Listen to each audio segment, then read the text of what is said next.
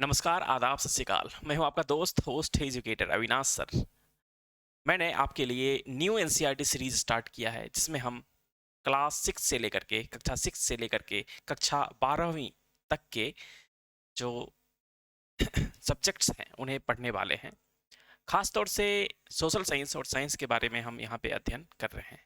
ठीक है, बाकी आप लोगों की इच्छा के अनुसार जैसा कहेंगे वैसा किया जाएगा। ठीक है, तो हमने पिछले क्लास में पढ़ा था पृथ्वी पर स्थानों की स्थिति के बारे में। यह एक चैप्टर दिया हुआ है कहाँ पे, कक्षा 6 के अ, सामाजिक विज्ञान के पहले चैप्टर में। ठीक है, स्थानों की स्थिति। आज हम वही क्लास 6 के चैप्टर 2 के बारे में पढ़ने वाले हैं।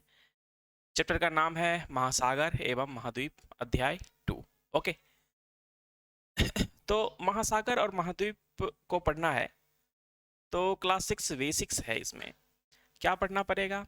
यही कि महासागर क्या होता है ना, कितने महासागर हैं, या फिर महाद्वीप क्या होता है, द्वीप क्या होता है, सागर क्या होता है, खाड़ी क्या होता है। इन सब के बारे में हम जो मुख्य मुख्य बातें हैं उन्हें देखने का प्रयास करेंगे। ज़्यादा बड़े लेवल तक नहीं जाएंगे, लेकिन यहाँ पे जो दिया हुआ है उसे अच्छी तरह से देख लेंगे।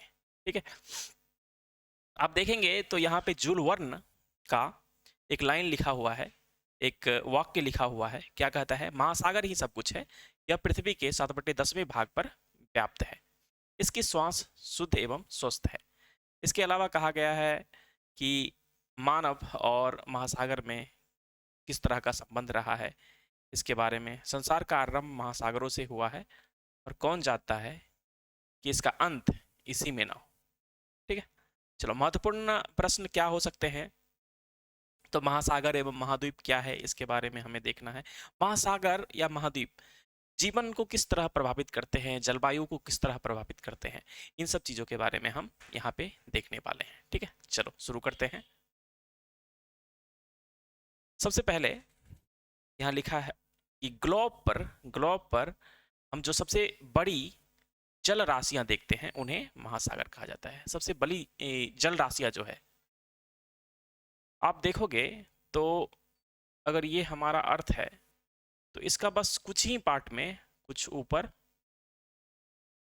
और कुछ नीचे, है ना, कुछ नीचे आपको भूखंड दिखाई पड़ते हैं, भूखंड जिसे हम महाद्वीप कहते हैं। और बाकी जो है जितना भी पार्ट है वो पानी से भरा हुआ है, जल से भरा हुआ है। लगभग 3/4, अगर इसका 4 भाग किया जाए तो 3 भाग, 3 भाग क्या है? जल से भरा हुआ है, और एक भाग में ही, एक भाग में ही धरती है या भूखंड है। ठीक है, चलो देखते हैं। चित्र 2.1 में दर्शाए गए, देख लेंगे चित्र। पृथ्वी के चित्र में आपको एक अन्य रंग भूरा भी दिखाई देगा। यह भूमि का रंग है। किसका रंग है? भूमि का, जो ग्लोब के लगभग 1/4 भाग पर फैला हुआ है। पृथ्वी के एक बड़े भाग को भूखंड कहते हैं एवं भूमि के एक बड़े निरंतर विस्तार को महाद्वीप कहते हैं। पृथ्वी के एक पृथ्वी पे एक ऐसा क्षेत्र जहाँ पे जमीन है, भूमि है, उसी भूखंड को हम क्या कह देते हैं? उसके बड़े विस्तार को क्या कह देते हैं? महाद्वीप कह देते हैं। और छोटे छोटे जो होते हैं उसको द्वीप कह देते हैं, चारों तरफ से जल से घिरा हुआ होता है कि नहीं? पृथ्वी की जलवायु के निर्माण में महासागर एवं महाद्वीप दोनों महत्वपूर्ण भूमिका निभाती है ना।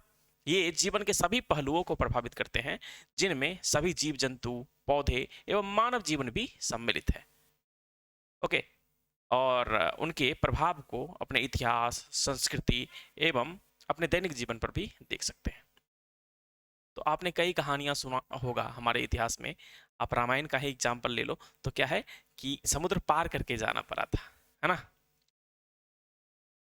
रावण को हराने के लिए। तो समुद्र और या फिर महासागर जो है हमारे लिए कितना इंपॉर्टेंट है। वहां से मछलियां पकड़ के लाते हैं, है ना, कई सारी औषधियां मिलती है वहां से। तो मानव जीवन को तो प्रभावित करता ही है, साथ ही साथ ये और एक तरह से मानो कि ये तुम्हारा हिंद महासागर है, नीचे का हिंद महासागर है। तो इसमें इस तरफ से हवाएं जो है वो आती है, और यहाँ से वाटर जो है वाष्प बनती है, और वाष्पित जो जल होता है हवा के माध्यम से इस तरफ आती है। ठीक है, इस तरफ आती है, जो बारिश लाती है। क्या लाती है? वर्षा लाती है। ठीक है, तो वर्षा के कारण ही यहाँ पे हमें अलग अलग फसल देखने को मिलता है, और भोजन हम कर पाते हैं, है ना। नहीं तो ये एरिया जो है आपका मरुस्थल हो जाता, है ना। हम कृषि फिर नहीं कर पाते अगर पानी नहीं होता तो। ठीक है, एक ध्यान रखने के लिए कुछ कहा गया है कि भारतीय नौसेना के प्रतीक चिन्ह पर आदर्श वाक्य संग नो वरुण अंकित है। संग नो वरुण, इसका अर्थ क्या होता है? हे वरुण हमारे लिए कल्याणकारी हो। हे वरुण हमारे लिए कल्याणकारी हो। ये वरुण कौन है? तो वैदिक देवता है ये। किससे संबंधित वैदिक देवता है? महासागर आकाश, महासागर आकाश जल से संबंधित वैदिक देवता वरुण की स्तुति है। संग नो वरुणा, और ये कहाँ पे है? भारतीय नौसेना के प्रतीक चिन्ह में, याद रखना है ये क्या है? संग नो वरुणा, संग नो वरुणा। ठीक है, हे वरुण हमारे लिए कल्याणकारी हो। ठीक है, चलिए अगले पृष्ठ पे चलते हैं, आगे क्या है।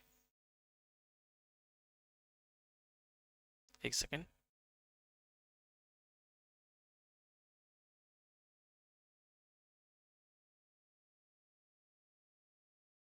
अब देखो यहाँ पे क्या है। पृथ्वी पर जल एवं भूमि का वितरण हम देखने वाले हैं कि पृथ्वी पर जल और भूमि किस तरह से वितरित है। हालांकि हमको पता है, मैंने अभी आपको बताया, आपको पहले से भी पता होगा कि पृथ्वी का 3/4 भाग जो है जल से घिरा हुआ है, और 1/4 भाग जो है स्थल है। हाँ, और वही भूखंड जो है उसके विस्तार को हम महाद्वीप बोल देते हैं, और बड़े जलराशियों को हम महासागर बोल देते हैं, है ना। चलो यहाँ पे देखो, देख पा रहे होंगे आप, ये जो है सो कनाडा वाला एरिया है, या फिर उत्तरी अमेरिका बोल देते हैं इसको, उत्तरी अमेरिका है। और ये एशिया, यूरेशिया बोलो इसको, यूरेशिया, यूरोप और एशिया दोनों एक साथ है यहाँ पे।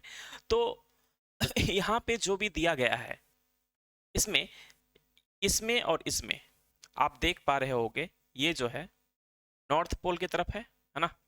ये आपका जो है उत्तरी ध्रुव है, उत्तरी ध्रुव। क्यों? क्योंकि यहाँ पे लिखा हुआ है देखो, उत्तरी ध्रुव बाएं एवं दक्षिणी ध्रुव दाएं है। ये है आपका दक्षिणी ध्रुव। कौन सा है? दक्षिणी ध्रुव है, ठीक है नहीं। अब आपको बताना है कि उत्तरी ध्रुव में ज्यादा जल है, या दक्षिणी ध्रुव में ज्यादा जल है, या स्थल किस तरफ ज्यादा है। आप देखोगे तो जल तो यहाँ पे ज्यादा है, महासागर जो है यहाँ पे ज्यादा है कि नहीं। और यहाँ पे देखो तो, यहाँ पे देखो तो स्थल ज्यादा है ना, स्थल ज्यादा है, जल ज्यादा नहीं है। जल भी है लेकिन स्थल ज्यादा है। ओके, ठीक है, चलो। और और भी कुछ देखो मालूम चलता है। और हमने पहले पढ़ा था अक्षांश और देशांतर के बारे में। ये जो गोल गोल आपको आकृति दिख रही है यहाँ से यहाँ तक, ये कौन सा रेखा है? विषुवत रेखा हो गया, सबसे बड़ा वाला विषुवत रेखा। बाकी का जो है अक्षांश रेखा है, ये ये अक्षांश रेखा है। और सीधी सीधी लाइनें जो दिख रही है हमें, सीधी सीधी लाइनें जो दिख रही है, ये वाली ये वाली ये वाली ये वाली, क्या होता है? देशांतर रेखा होता है। क्या होता है? देशांतर। ठीक है, बात समझ में आ रही है? चलिए, अब हम चित्र 2.2 में दर्शाए गए दो मानचित्रों का परीक्षण करते हैं। यहाँ भी नीले रंग से महासागरों एवं उनके छोटे छोटे विस्तार जैसे सागर, खाड़ी आदि को दर्शाया गया है। सागर खाड़ी क्या होता है? महासागर का ही एक छोटा रूप होता है सागर। ठीक है, जल राशि ही होती है। अब देखोगे ये जितने भी अलग अलग सागर है, महासागर है, सब एक ही है। मतलब हमने अपने आसानी के लिए इसको अलग अलग नाम दे रखा है, बाकी देखा जाए तो ये एक ही तरह बहते हैं। मतलब एक ही रूप में है, अलग अलग नहीं है। ओके, ठीक है, चलो आगे क्या है देखते हैं। आगे आइए पता लगाएं, कुछ पता लगाने के लिए बोल रहा है। क्या बोल रहा है देखते हैं। प्रत्येक मानचित्र में वृत्ताकार रेखाओं को क्या कहते हैं? अभी मैंने बताया आपको, क्या कहते हैं? अक्षांश कहते हैं। ठीक है, क्या आप जानते हैं कि दोनों ध्रुवों पर मिलने वाली रेखाओं को क्या कहते हैं? देशांतर कहते हैं। अरे ये अर्थ है, तो ये वाला जो रेखा है ये क्या कहलाएगा? ये देशांतर कहलाएगा, सॉरी अक्षांश कहलाएगा, अक्षांश कहलाएगा। और यहाँ से यहाँ तक मिलाने वाली जो रेखा है, ये वाली जो रेखा है, इसको क्या बोलेंगे? ये हो गया अपना अपना देशांतर,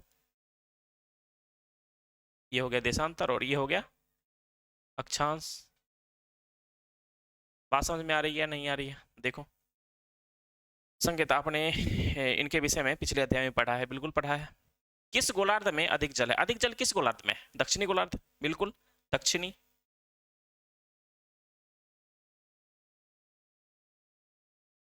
दक्षिणी गोलार्ध में अधिक जल है। ओके, आगे क्या है? आपके अनुसार उत्तरी एवं दक्षिणी गोलार्ध में जल एवं भूमि का अनुपात कितना होगा? समूह में चर्चा कीजिए, ये चर्चा कर लेना है।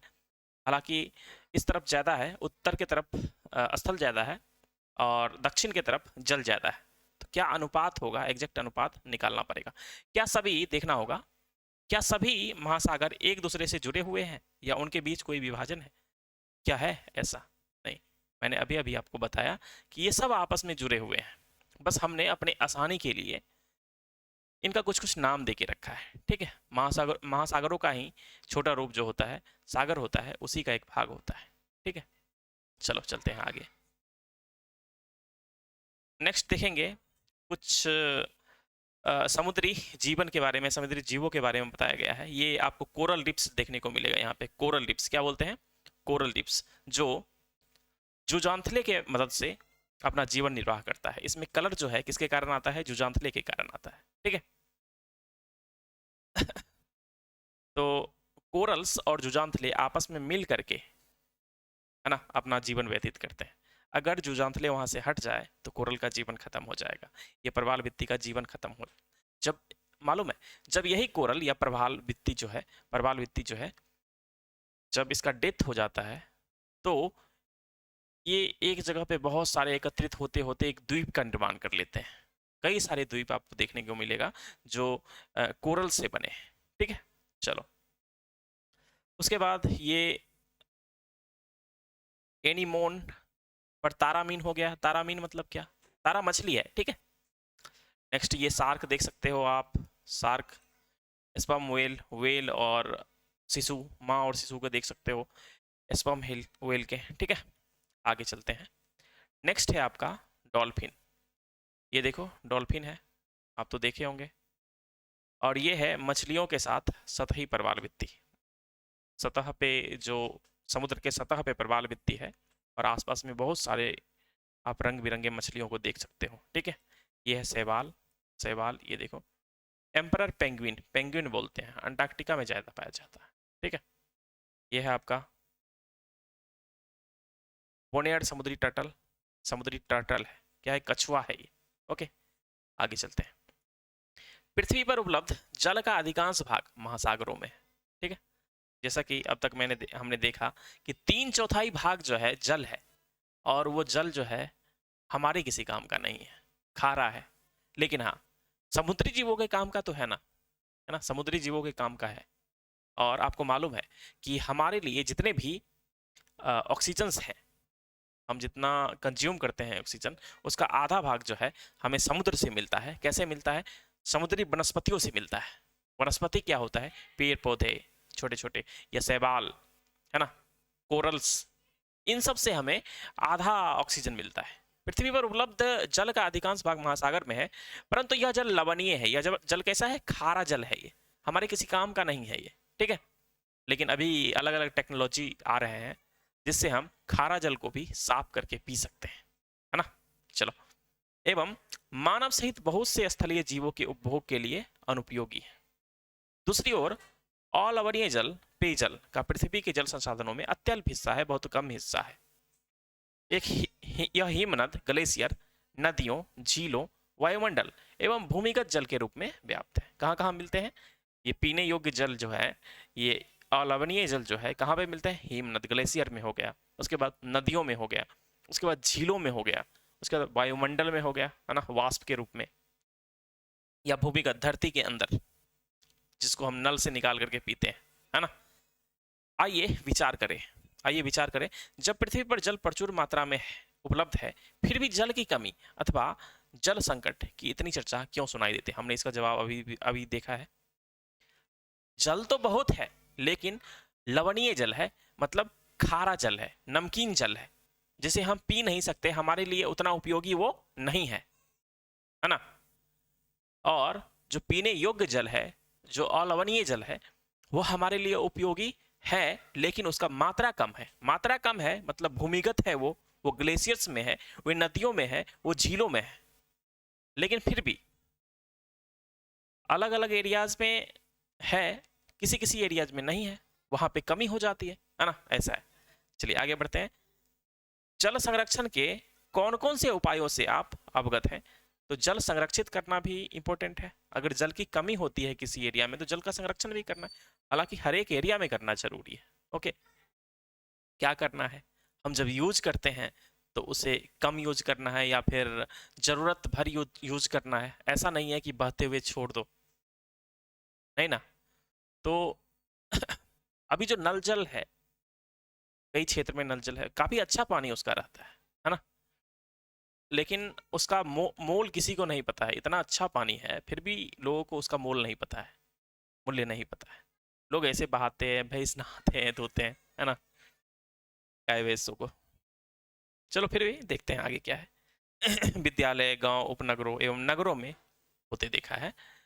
कैसे संरक्षित करते हैं, यही पूछा है। वर्षा जल को संचयन हम करते हैं, है ना, या फिर कई एरिया में कुआं वगैरह खुदा हुआ होता है, उसमें जल को हम रखते हैं संचय करके, बारिश के जल को रखते हैं, उसमें कुछ भूमिगत जल भी आता है ना, ऐसा है।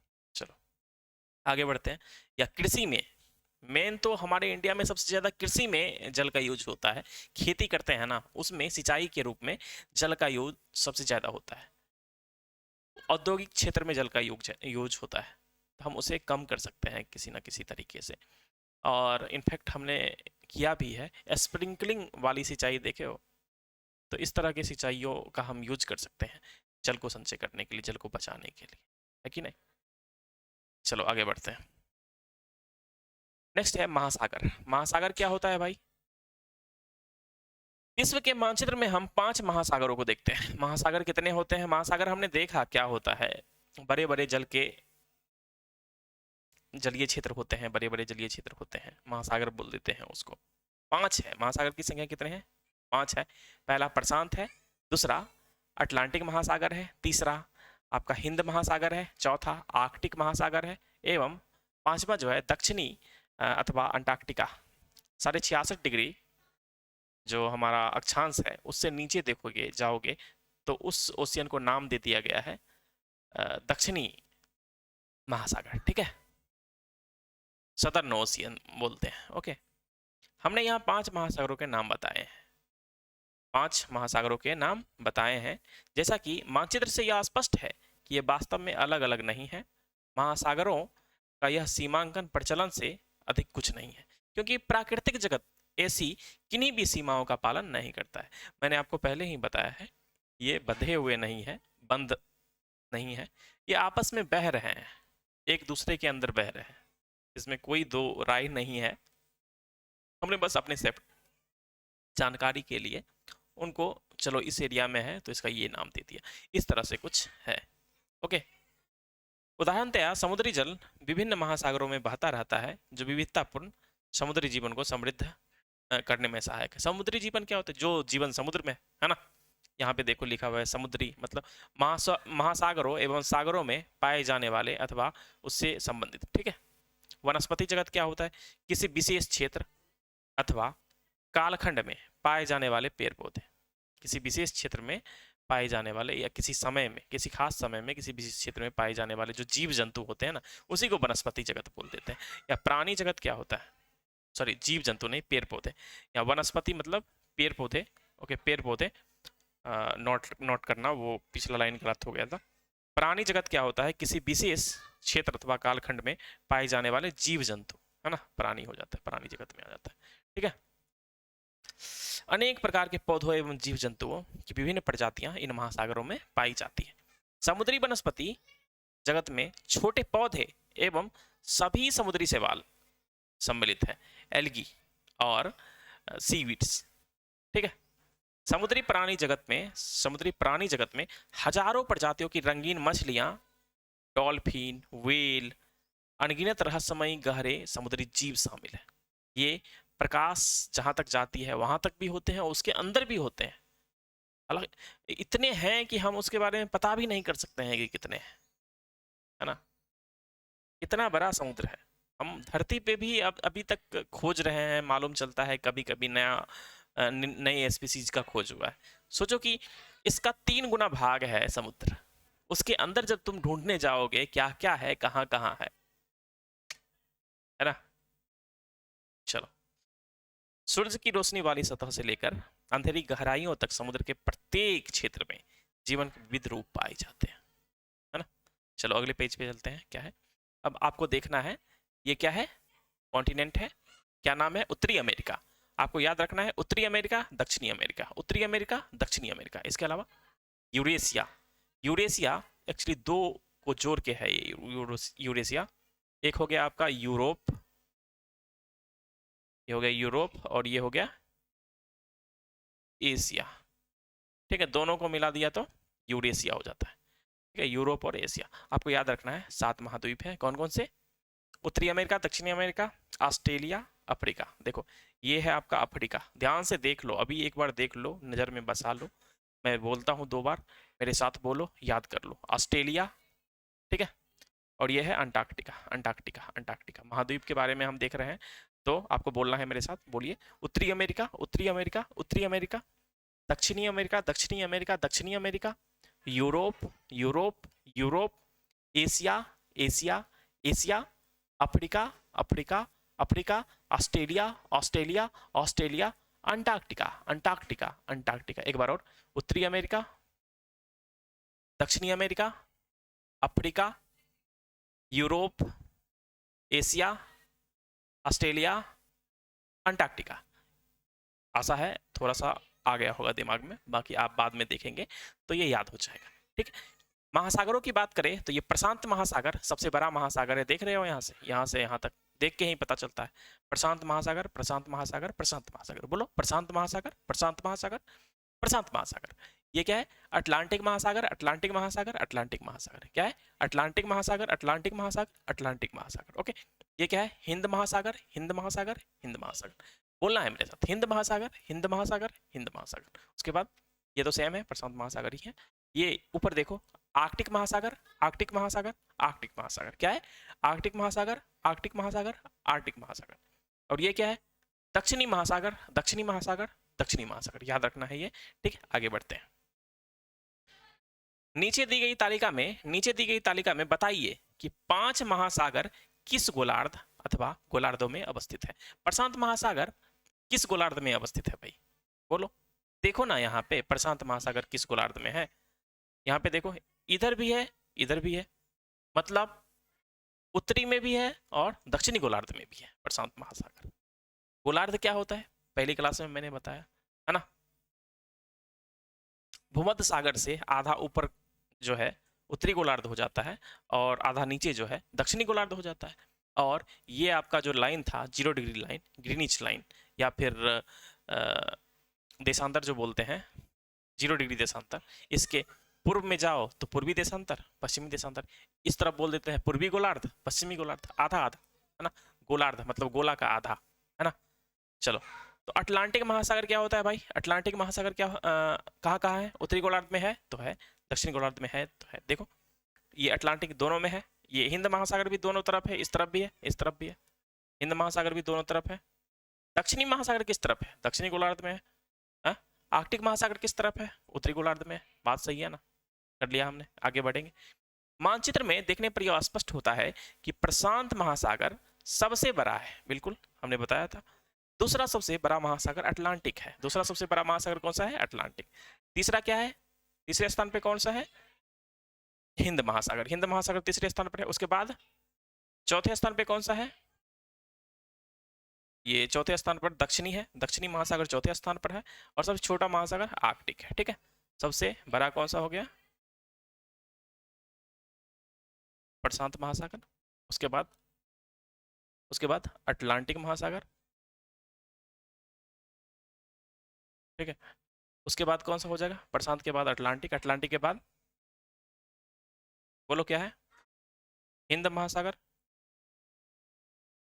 उसके बाद हिंद महासागर के बाद कौन सा हो जाएगा? दक्षिणी दक्षिणी महासागर। उसके बाद कौन सा हो जाएगा? आर्कटिक।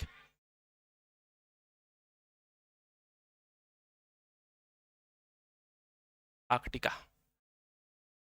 ओके, चलो आगे बढ़ते हैं। ध्यान रखने के लिए कुछ कहा जा रहा है। क्या ध्यान रखना है भाई? देख लो यहाँ पे क्या ध्यान रखने के लिए हमें कहा जा रहा है। जैसा कि महासागरों के मानचित्र से स्पष्ट है कि हिंद महासागर का विस्तार उत्तर में एशिया, पश्चिम में अफ्रीका, उत्तर में किस तरफ? एशिया। उत्तर में पहले तो उत्तर किस तरफ है? ईस्ट, वेस्ट, नॉर्थ, साउथ, मतलब पूरब, पश्चिम, उत्तर, दक्षिण, है ना। तो उत्तर में किधर है? एशिया। जैसा कि महासागरों के मानचित्र से हिंद महासागर, ये जो है आपका हिंद महासागर है, इससे नीचे वाला पार्ट जो है हिंद महासागर है। हिंद महासागर के ही अंदर ये अरब सागर है और बंगाल की खाड़ी है, देख लो ध्यान से। यहीं पे हमारा जो है लक्षद्वीप समूह भी है और अंडमान और निकोबार द्वीप समूह है। अंडमान और निकोबार द्वीप समूह जो है बंगाल की खाड़ी में पड़ती है और अरब सागर में हमारा लक्षद्वीप समूह पड़ता है कि नहीं। तो ये हिंद महासागर जो है उसका विस्तार उत्तर में एशिया, ये इस तरफ तो क्या है? एशिया ही है ना, ठीक है। पश्चिम में अफ्रीका, इस तरफ नीचे जाओगे, सॉरी पूर्व पश्चिम में इस तरफ जाओगे तो कहीं आपको अफ्रीका मिलेगा। क्या मिलेगा? अफ्रीका मिलेगा, ओके। और पूर्व में ऑस्ट्रेलिया, इस तरफ क्या मिलेगा? ऑस्ट्रेलिया मिलेगा। किसके? हिंद महासागर के, ठीक है। और दक्षिण में दक्षिण महासागर है कि नहीं, ये ध्यान रखना है आपको। भारत के दोनों ओर हिंद महासागर के दो भाग दिखाई देते हैं। पहला है पश्चिम में अरब सागर, देखो पश्चिम में अरब सागर है ना, और पूरब में बंगाल की खाड़ी है। बात समझ में आई? चलो आगे बढ़ेंगे, बढ़ते हैं। महासागर और आपदाएं, ठीक है। महासागर हमारे लिए बहुत उपयोगी है लेकिन बहुत दुखदायक भी है ये। कैसे? आप जानते हो सुनामी के बारे में, चक्रवात के बारे में जानते हो? तेज हवा चलती है, बारिश पे बारिश आ रही है लगातार 2 4 5 6 दिनों तक लगातार, है ना, तो चक्रवात बोलते हैं। सुनामी जब समुद्र के अंदर में क्या होता है? समुद्र के अंदर में क्या होता है? कई सारे ऐसे भूकंप आ जाते हैं, ठीक है, भूकंप आ जाते हैं या बहुत सारे ज्वालामुखी होते हैं। ज्वालामुखियों का जब विस्फोट होता है तो जल का स्तर जो है, ऊर्जा जो है वहां से निकलती है और वो ऊर्जा जो है जल के स्तर को बाहर धकेलती है ना। तो फिर सुनामी के टाइम में क्या होता है, हमको पता चल जाता है। अर्ली वार्निंग सिस्टम हमारा है, ठीक है। इंडिया और कई देश आपस में मिलकर के अर्ली वार्निंग सिस्टम डेवलप किया है और उस पर काम करते हैं। पहले पता चल जाता है, लेकिन पहले पता नहीं चलता था पुराने समय में, ठीक है। तो बहुत नुकसान होता था इससे, है ना। हजारों लोगों का नुकसान होता था और साथ साथ संपत्ति का नुकसान होता। तो देखते हैं महासागर और आपदाएं के बारे में। इस अध्याय के आरंभ में दिए गए पृथ्वी के चित्र को फिर से देखिए, ठीक है। एक अर्थ का चित्र है, ग्लोब टाइप का, देख लो। आपने ध्यान दिया होगा कि पूरी पृथ्वी पर कुछ सफेद आकृतियां दिखाई देती है। पृथ्वी पर कुछ सफेद आकृतियां दिखाई देती है। ये क्या है? ये बादलों के विशाल समूह है। ये बादलों के विशाल समूह है, ठीक है। ये बादल महाद्वीपों में वर्षा लाते हैं, महाद्वीप में वर्षा लाते हैं। मैंने आपको बताया होगा या नहीं बताया तो देखो यहाँ पे,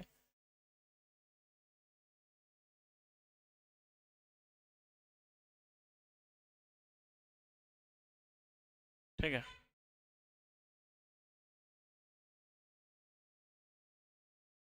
तो ये जो है, ये समुद्र है, इस तरफ से जल इस तरफ आता है ना। कोल्ड करेंट होता है ना। उसके बाद हॉट कोल्ड करेंट वगैरह होता है। जल गर्म होती है, जल ठंडी होती है। जल जब गर्म होती है तो ऊपर आती है वाष्प बन के, है ना, वाष्प बन के ऊपर आती है। फिर इस तरफ से इस तरफ आपका हवा जो चलते रहता है, वो हवा इस जल को इस तरफ लाता है और बारिश करा देता है। कभी कभी ये बारिश ज़्यादा हो जाती है, साथ में आंधी तूफान भी हो जाती है, हवा तेज रहती है, तो वो चक्रवात हो जाती है। बाकी चक्रवात का क्या डेफिनेशन है, इसको हम अगली कक्षा में पढ़ेंगे, ठीक है। तो अभी सब्र रखना है, इतना समझना है बात को, है ना। ये बादल उपमहाद्वीपों में वर्षा लाते हैं। उदाहरण के लिए भारत में होने वाली अपेक्षित मानसूनी वर्षा महासागरों से उत्पन्न होती है। इस वर्षा के अभाव में हमारी कृषि और पूरा जीवन अस्त व्यस्त हो जाएगा। महासागर तूफानों को भी जन्म देती है। अत्यधिक वर्षा वाली विध्वंसक घटनाएं अथवा अति प्रचंड हवाएं जैसे कि चक्रवात, है ना, तूफान को जन्म मतलब महासागर तूफानों को भी जन्म देती है। मैंने आपको बताया है चक्रवात कैसे होता है, क्या होता है। विश्व के तटीय क्षेत्रों में दूर दूर तक क्षति पहुंचाते हैं। ओके, नेक्स्ट है एक अन्य प्राकृतिक आपदा सुनामी भी है। समुद्र में उत्पन्न होती है। ये विशाल और शक्तिशाली तरंगे होती है जो महासागर तल में तीव्र भूकंप और ज्वालामुखी के फटने के कारण आती है, ठीक है। सुनामी हजारों किलोमीटर तक जाकर तटीय क्षेत्रों को डुबा सकता है। एक एग्जाम्पल यहाँ पे देना है, ध्यान रखना है आपको। 26.2004 में इंडोनेशिया में क्या है, भूकंप आया था ना। इंडोनेशिया में आए भूकंप के कारण लगभग 13 देश जो है इससे प्रभावित हुआ था। कैसे प्रभावित हुआ था? जब भूकंप आया समुद्र के नीचे तो वो जल को दूर भेजना स्टार्ट किया, है ना। ये तरंगे जो होती है, कौन सी तरंगे ये वेव फॉर्म में जो निकलती है, भूकंप आती है तो कौन कौन सा PSL होता है ना। प्राइमरी वेव्स होता है, सेकेंडरी वेव्स होता है, लव वेव्स होता है। लव वेव्स तो सतह में होता है, लेकिन प्राइमरी और सेकेंडरी वेव्स जो निकलते हैं वो वेव जब आगे बढ़े तो पानी को भी आगे लेके गया, है ना, जल को भी आगे लेके गया। हालांकि वेव का तो अपना ही फॉर्म होता है, तो उससे जल जो है दूर दूर तक चला जाता है और वह सतह पे तटीय क्षेत्रों में कई किलोमीटर तक भी जा सकता है ना। हजारों किलोमीटर तक जाकर तटीय क्षेत्रों को डुबा सकता है, ठीक है। तो 26 दिसंबर 2004 के दिन हिंद महासागर के आसपास भारत और अन्य 13 देशों में प्रचंड सुनामी आया था। यह सुनामी इंडोनेशिया में आए भूकंप के कारण आई थी। इस आपदा में 2 लाख से अधिक लोग की जान गई, है ना। अंडमान एवं निकोबार द्वीप समूह 36 पे दिया हुआ है, देख लेंगे बाद में। तमिलनाडु और केरल के तटीय क्षेत्र इससे भीषण रूप से प्रभावित हुए और जान माल की अत्यधिक क्षति भी हुई थी। इस प्रकार की सुनामी कभी कभी आती है किंतु अत्यंत विध्वंसकारी होती है, ठीक है। हालांकि तट से टकराने से पहले इसका अनुमान लगाया जा सकता है। बहुत से देश इस प्रकार की पूर्व चेतावनी प्रणाली हेतु मिलजुल कर के काम कर रही है, जैसे कि मैंने अर्ली वार्निंग सिस्टम के बारे में बताया था, है ना। इंडिया और अन्य देश मिलकर के काम करती है ना।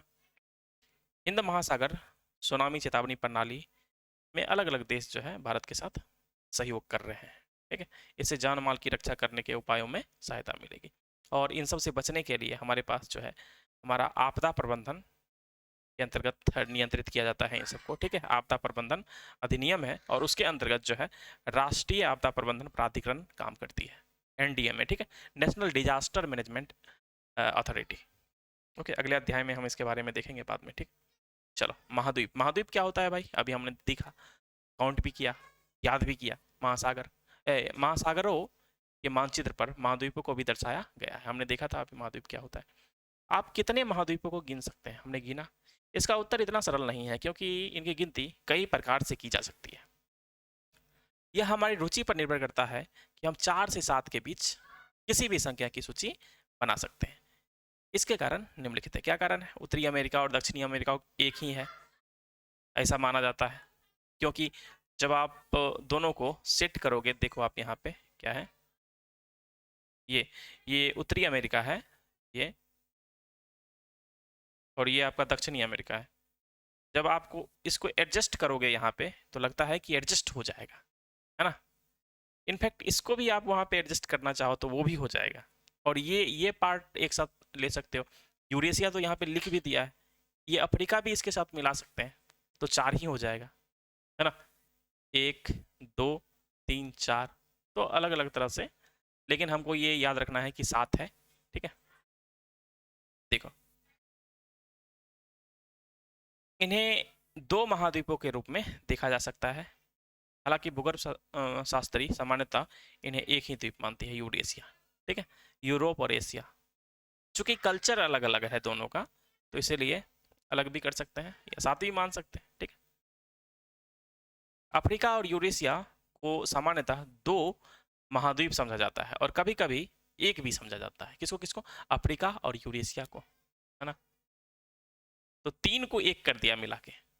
चलो, जो मानना है मानो, लेकिन हम क्या मानते हैं? साथ ही मानते हैं अफ्रीका, अंटार्कटिका, ऑस्ट्रेलिया, एशिया, उत्तरी अमेरिका, दक्षिणी अमेरिका और यूरोप। ओके, चलो, व्यवहारिक रूप से 7 महाद्वीपों की अंतिम सूची को ही व्यापक रूप से अपनाया और प्रयोग किया जाता है।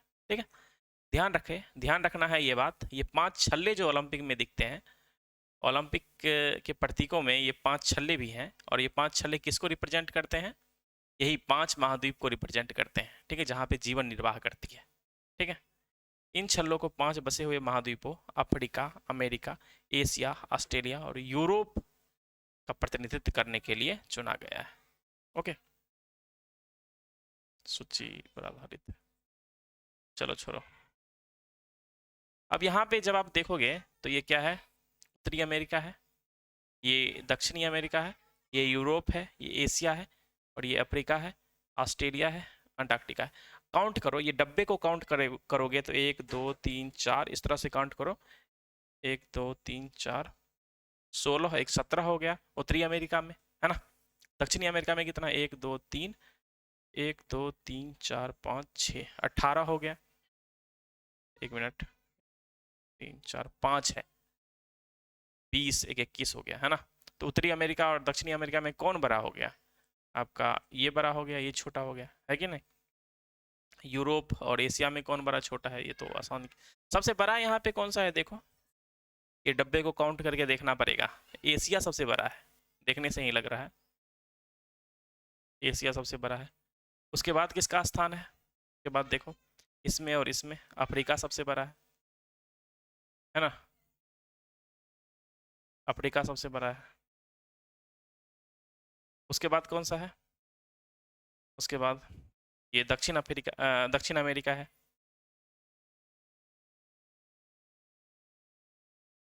सॉरी, उत्तरी अमेरिका भी तो है। उत्तरी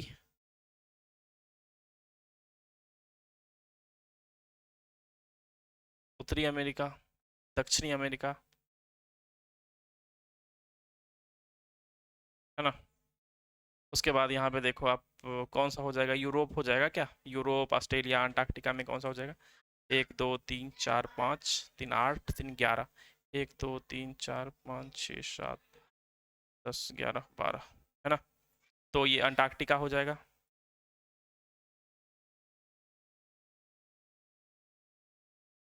अंटार्कटिका हो गया। इसके बाद कौन सा हो जाएगा? यूरोप हो जाएगा। इसके बाद कौन सा होगा? ऑस्ट्रेलिया हो जाएगा, है कि नहीं। चलो आगे बढ़ते हैं। आइए पता लगाएं, वर्गों की संख्या को गिनिए और सबसे बड़े एवं सबसे छोटे। सबसे बड़ा कौन सा था? कौन सा सबसे बड़ा है? देखो, एशिया है। और सबसे छोटा कौन सा है? ऑस्ट्रेलिया सबसे छोटा है कि नहीं। यहाँ पे देख लो ना, ऑस्ट्रेलिया सबसे छोटा है। कौन सा महाद्वीप बड़ा है उत्तरी अमेरिका और दक्षिणी अमेरिका में? मैंने अभी बताया है, उत्तरी अमेरिका बड़ा हो गया। अफ्रीका तथा उत्तरी अमेरिका में अफ्रीका बड़ा हो जाएगा। अंटार्कटिका, ऑस्ट्रेलिया में कौन सा बड़ा हो जाएगा? तो अंटार्कटिका बड़ा हो जाएगा। आरेख में यूरोप और एशिया को एक ही रंग से भरिए, उसे यूरेशिया नाम लीजिए। क्या करना है? देखो, एक ही रंग से इसको भर देना है और इसको नाम लिख देना है क्या? यूरेशिया। ठीक है, बात समझ में आ रही है। चलो आगे बढ़ेंगे, धीरे धीरे आगे बढ़ते जाएंगे। क्या है? छोटे महाद्वीप से लेकर बड़े महाद्वीप तक की सूची बनाइए। ठीक है, सूची तो मैंने बना ही दिया ना, छोटे से बड़े इस तरफ से लिख देना। ऑस्ट्रेलिया पहले, फिर यूरोप, फिर अंटार्कटिका, फिर अमेरिका, फिर दक्षिण अमेरिका, सॉरी दक्षिण अमेरिका, फिर उत्तरी अमेरिका, फिर अफ्रीका, फिर एशिया, ऐसे लिख देना। द्वीप, द्वीप क्या होता है भाई? यदि आपने इस अध्याय के आरंभ में दिए गए 2 मानचित्रों को ध्यानपूर्वक देखे होंगे तो आपने पाया होगा कि महाद्वीपों में संपूर्ण भूखंड सम्मिलित है। महाद्वीपों में संपूर्ण भूखंड सम्मिलित है, मतलब जितने भी भूखंड है महाद्वीप में सम्मिलित है। कुछ जो है छोटे मोटे भाग जो है छूट भी गए। तो चारों ओर से जल से घिरे हुए ये छोटे भूखंड जो होते हैं, इतना भी छोटा नहीं होता है, ठीक है। चारों ओर जल से घिरे हुए भूखंड को द्वीप कहते हैं। ये महाद्वीप से छोटे होते हैं, ठीक है, महाद्वीप से छोटे होते हैं। महाद्वीप भी चारों ओर से जल से घिरे होते हैं, किंतु आकार में बड़े होने के कारण उन्हें द्वीप नहीं कहा जाता है, आकार में बहुत बड़ा होता है, ठीक है। इस ग्रह पर विभिन्न आकार के लाखों द्वीप है, लाखों द्वीप, एक दो नहीं है। आप देखोगे भारत में ही सिर्फ 1300 से अधिक द्वीप देखने को मिलेगा। विश्व का सबसे बड़ा द्वीप कौन सा है? ग्रीनलैंड है। जब आप मैप देखोगे तो वहाँ पे, कहाँ पे, अटलांटिक महासागर के बीचों बीच आपको ऊपर में देखने को मिलेगा, मतलब ये कनाडा और इस तरफ इंग्लैंड के बीच में मिलेगा आपको। इंग्लैंड से थोड़ा ऊपर जाओ, हाँ देख लेना ग्रीनलैंड। उसके आकार को समझने के लिए आपको भारत के 10 सबसे बड़े राज्यों को, 10 सबसे बड़े राज्यों को जब आप जोड़ेंगे तो उतना आकार का है ग्रीनलैंड, एक द्वीप ही है ना। भारत में 1300 से अधिक द्वीप हैं। इनमें मुख्य रूप से दो द्वीप समूह हैं। बंगाल की खाड़ी में एक द्वीप समूह है, मैंने आपको बताया, अंडमान एवं निकोबार द्वीप समूह, और एक जो है अरब सागर में है, लक्षद्वीप द्वीप समूह बोलते हैं उसको, ठीक है। 1981 से भारतीय अंटार्कटिका कार्यक्रम के अंतर्गत अंटार्कटिका में अन्वेषण किया जा रहा है, ठीक है, अंटार्कटिका में अन्वेषण किया जा रहा है। अंटार्कटिका ऐसा महाद्वीप है जहां जलवायु बहुत अधिक ठंडी और कठोर है। हमारा जो स्टेशन है, 1983 में भारत ने अंटार्कटिका में दक्षिण गंगोत्री नामक पहला वैज्ञानिक बेस स्टेशन स्थापित किया था। बाद में 2 और बेस स्टेशन स्थापित किए गए वहां पे, ठीक है। 1983 में पहला क्या नाम था? दक्षिण गंगोत्री, दक्षिण में है, और गंगोत्री हमारे यहाँ का नदी है, तो दक्षिण गंगोत्री के नाम से स्टार्ट किया गया था। कब? 1983 में। वहां पे वैज्ञानिकों के लगभग 40 दलों ने विशेष रूप से जलवायु और पर्यावरण के विकास पर शोध कार्य किए हैं। वैज्ञानिकों के रहने के लिए यहाँ बने आवास में पुस्तकालय और यहाँ तक कि डाकघर भी है, ठीक है। महासागर और जीवन, महासागर और जीवन, हमने अब तक क्या देखा है? अब देखो, बारिश आएगी तो खेती होगी, खेती होगी तो जीवन चलेगा, है ना। बारिश आएगी तो भूमिगत जल भी बढ़ेगी, है ना, तो पीने का पानी मिलेगा। महासागर जो है, हमने बताया था कि ऑक्सीजन, लगभग 50% ऑक्सीजन जो है, आधा ऑक्सीजन जो है, हमें महासागरों से मिलता है, महासागर के वनस्पतियों से मिलता है, समझ रहे हो, है ना। तो महासागर हमारे लिए कितना इंपॉर्टेंट है आपको पता चल गया होगा। महासागर और महाद्वीप पर्यावरण के अति आवश्यक भाग है। भले ही हम ध्यान ना दें, पर ये हमारे जीवन के अधिकांश पक्षों को प्रभावित करते हैं। हमने उल्लेख किया है कि महासागरों से महाद्वीपों पर वर्षा होती है। यह पृथ्वी के जल चक्र का भाग है, जिसे आप आगे विज्ञान में पढ़ेंगे। उदाहरणार्थ, महासागरों के बिना वर्षा नहीं होगी तो, महासागरों के बिना वर्षा नहीं होगी तो पृथ्वी मरुस्थल बन जाएगी। मैंने बताया था, आपको बोला था। यह भी ध्यातव्य है कि दुनिया भर की आधी ऑक्सीजन महासागर का वनस्पति जगत उत्पन्न करता है, इसलिए इन्हें पृथ्वी के फेफड़े के रूप में माना जाता है। पृथ्वी का फेफड़ा किसे कहा जाता है? महासागर को, ठीक है। पृथ्वी का फेफड़ा किसे कहा जाता है? महासागर को, ओके। इस प्रकार महासागर जलवायु को नियंत्रण और पृथ्वी पर जीवन को बनाए रखने में महत्वपूर्ण योगदान देते हैं। महासागर अनेक प्रकार से मानव जाति को प्रभावित करते हैं। आरंभिक काल से ही एक जगह से दूसरी जगह जाने, सभी प्रकार के सामानों के व्यापार के लिए, इन सब में भी महासागर हमें हेल्प करता है। उसके बाद रंग बिरंगी मछलियां हमें यहाँ से भोजन हेतु मिल जाती है। महासागरों और सागरों की यात्रा की है, ठीक है। महासागरों ने पूरी दुनिया के तटीय क्षेत्रों पर रहने वाले लोगों की संस्कृति को भी पोषित किया है, ठीक है। उन सभी संस्कृतियों की किंवदंती और कहानियों में समुद्री देवी देवताओं, समुद्री दैत्यों और समुद्र के कोसों के बारे में हमने सुना है, ठीक है। महासागर के खतरों और उनके आशीर्वाद की बातें मिलती है, ठीक है। नेक्स्ट देखेंगे क्या है। ध्यान रखना है कुछ, क्या ध्यान रखना है? हमारे दिन प्रतिदिन के जीवन में महासागर की महत्वपूर्ण भूमिका होती है, इसीलिए हम 8 जून को कब? 8 जून को विश्व महासागर दिवस के रूप में मनाते हैं। 8 जून को हम विश्व महासागर दिवस के रूप में मनाते हैं, ठीक है। क्योंकि महासागर भोजन और औषधि के प्रमुख स्रोत और जैव मंडल के प्रमुख महत्वपूर्ण भाग के रूप में हमारे ग्रह के फेफड़े के रूप में काम करता है। सब हमने देख लिया है लगभग। अब देखो क्या है, हम उसमें क्या करते हैं, लाखों टन प्लास्टिक्स और वेस्ट डाल देते हैं महासागरों में, जो हमारे लिए हानिकारक ही है ना। सो वैज्ञानिक अध्ययनों से पता चलता है कि मानव की बढ़ती समुद्रिक गतिविधियों ने महासागरों को प्रदूषित किया है। हम प्रतिवर्ष लाखों टन प्लास्टिक कचरा समुद्र में फेंक देते हैं, है ना, समुद्री जीव जंतुओं का जीवन संकट में डालते हैं। ओके, प्रदूषण के और भी बहुत से प्रकार होते हैं। परिणाम स्वरूप समुद्री पर्यावरण पर खतरा मंडरा रहा है। समुद्रों में आवश्यकता से अधिक हम मछली अगर भी पकड़ लेते हैं वहां से तो भी दिक्कत है ना, तो भी समुद्री जीवन पे प्रभाव पड़ता है। हम सभी का सामूहिक दायित्व है कि पृथ्वी और मानवता के भविष्य के लिए महासागरों को बचाने का प्रयास करें। चलो ठीक है, प्रश्न, क्रियाकलाप और परियोजनाएं। अब देखेंगे हम कौन कौन से प्रश्न हैं यहाँ पे। क्या है, निम्नलिखित शब्दों की व्याख्या कीजिए। ग्लोब पर सबसे बड़े भूभाग को क्या कहते हैं? महाद्वीप कहते हैं, लिख देना है। ठीक है, महासागर क्या होता है? सॉरी, चलिए, भूभाग या भूखंड को, सबसे बड़े या विस्तारित भूखंड को हम महाद्वीप कह देते हैं, और बड़े जल राशि को क्या कहते हैं? ग्लोब पे बड़े बड़े जल राशियों को क्या कहते हैं? महासागर कहते हैं। द्वीप क्या होता है ना, अपेक्षाकृत महाद्वीप से छोटा परंतु चारों तरफ से जल से घिरा हुआ, है ना, भूखंड, उसको द्वीप कह देते हैं। मानचित्र बनाइए। किसका मानचित्र बनाना है? इस अध्याय में दिए गए मानचित्रों को देखे बिना अपने हाथ से कागज पर महाद्वीपों का मानचित्र बनाए। हमने बताया था ये आपका हो गया कनाडा, ऐसे करके कुछ बना देना है ना। या अलास्का, अलास्का निकाल दो, इधर कैलिफोर्निया वगैरह बना दो। ठीक है, ये यहाँ पे हो गया, और यहाँ से ही कहीं पे आपको एक ये भी बना देना है।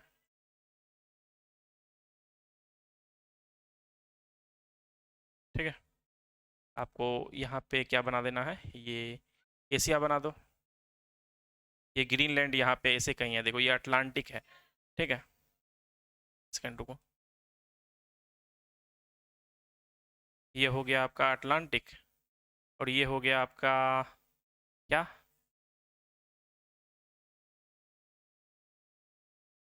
ये हो गया आपका यूरोप,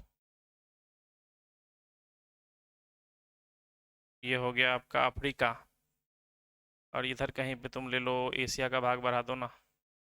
ठीक है, एशिया, इंडिया, इंडिया इधर बना दो, ऑस्ट्रेलिया इधर बना दो। ठीक है, कुछ इस तरह से मैप बना लेना, यही बोला है यहाँ पे बनाने के लिए। लिख देना है ये क्या है? उत्तरी अमेरिका है। ये क्या है? दक्षिणी अमेरिका है। और ये ग्रीनलैंड है, ये द्वीप है, एक सबसे बड़ा द्वीप जो है यही है ग्रीनलैंड। ये आपका यूरेशिया हो गया, ये आपका अफ्रीका है, और ये ऑस्ट्रेलिया है। थोड़ा इधर बनाना पड़ा, सॉरी। यहाँ इस इधर से इधर तक प्रशांत महासागर है, प्रशांत महासागर है इधर तक। ये अटलांटिक महासागर है, ये हिंद महासागर है। हाँ, ये थोड़ा इधर करना था, ये हिंद महासागर है। इसमें इंडिया की इस तरफ अरब सागर हो गया, ये हो गया। ठीक है, चलो आगे क्या है, आइए करके देखें। नीचे दिए गए विश्व के मानचित्र में सभी महाद्वीपों और महासागरों के नाम नाम तो मैंने लिख ही दिया, यहाँ पे लिख लेना है खुद से एक बार। चलिए, thank you all of you. अब इतना पे रोक देंगे। तो आप सभी का बहुत बहुत धन्यवाद हमारा एक क्लास ज्वाइन करने के लिए।